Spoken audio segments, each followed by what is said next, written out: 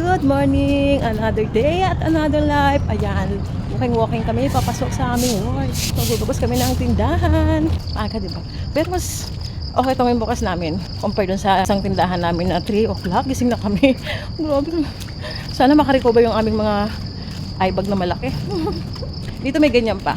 Pero sa Dasma, wala nang ganyan. Kasi nagkaroon ng pagkakataon na bumagsak yung isang tangke doon. Maraming nadisgrasya, kaya wala nang ganun sa Dasma ngayon. Nandito kami ngayon sa Gen 3. Wala kaming tsading, kaya hindi pa kami nayaman sa pagtitinda namin. Charing lang. Charing lang, mayroon charing. Magabang kami ng tricycle dito sa may guardhouse. Ay, good morning po. Ayan, kuya. Pag hindi yung bossing namin kasabay namin, syempre by walking kami. Kasi hindi kayo marunong mag-drive. Siya lang nag-drive. Kaya napapagod yun. Sobrang pagod siya. Papunta doon ang aming lalakarin. Mahaba-haba. Okay sana to pag talagang nag-exercise ka para healthy. Dati talagang nag-jogging din naman kami. Kaso nga nagkaroon ng pamilya, wala nang jogging. Kaya, ayan, hingal na. Walking pa lang pero hingal na. Pag pinalad kami, may tricycle doon sa tong yun. Pero pag hindi kami pinalad, medyo malayo-layo yung aming lalakarin. At medyo makulimlim yung panahon. Actually, naambon-ambon ngayon dito. Akala namin maaga pa pala. Mag-aalas 7 na. Kaya paspas na kami nito ng lakad. Kunting-kunti na lang. At tayo nga'y pinalad. Tayo pinasakay ng mamang driver. At tayo nga nandito na ngayon sa Lyceum.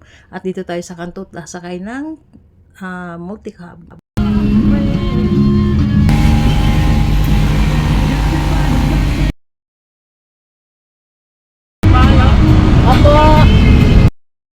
Nandito na nga tayo ngayon sa babaan at dadaan tayo doon sa pedestrian para tayo store. At ito na nga yung aming tindahan. Ganyan kahirap magbukas ng tindahan.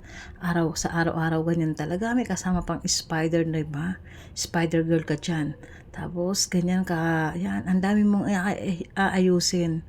At kailangan tanggalin kasi nga pag hindi mo inayos, maraming nag-aabang. Oo, maraming nag-aabang dyan. Kaya, ayan, kailangan natin tapal-tapalan, hawi-hawiin, at ganyan ang araw-araw na gawain ng isang tendera dito. Kala nyo ganun-ganun lang kabilis ang pero napakahirap talaga at kailangan pong buksan yan. Tapon muna ako ng basura. Kunin ko muna yung aming basura.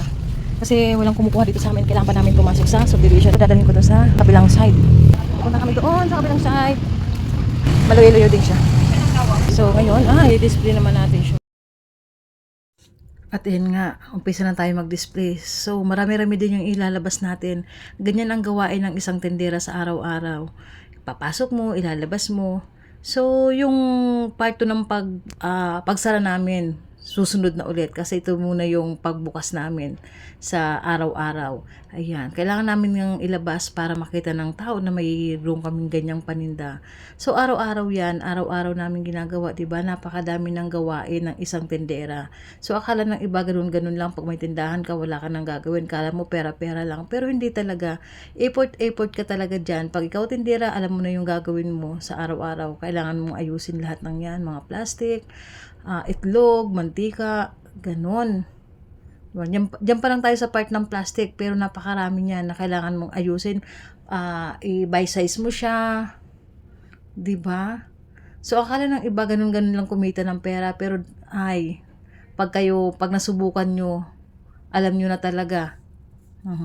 Yan. At yan pa yung ating mga soft drinks na kailangan isalansan, iayos, kasi gumuho siya. So kailangan mong iayos siya, na iuri mo siya kung ano yung uri ng mga soft drinks na nandyan.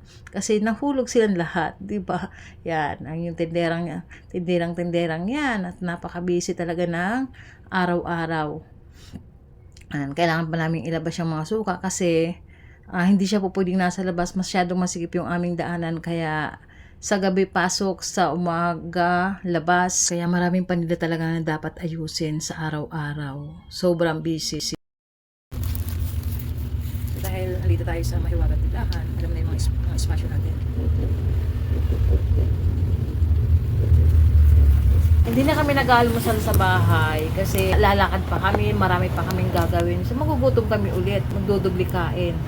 So yung malaki naming alkansya, lalong lalaki yan. Kaya naisip namin na pagdating na dito sa tindahan, saka na kakain ng inyong tindera. Kain tayo guys! Yeah, habang nakain, tingin-tingin sa labas at baka sumama yung ating paninda sa ibang tao.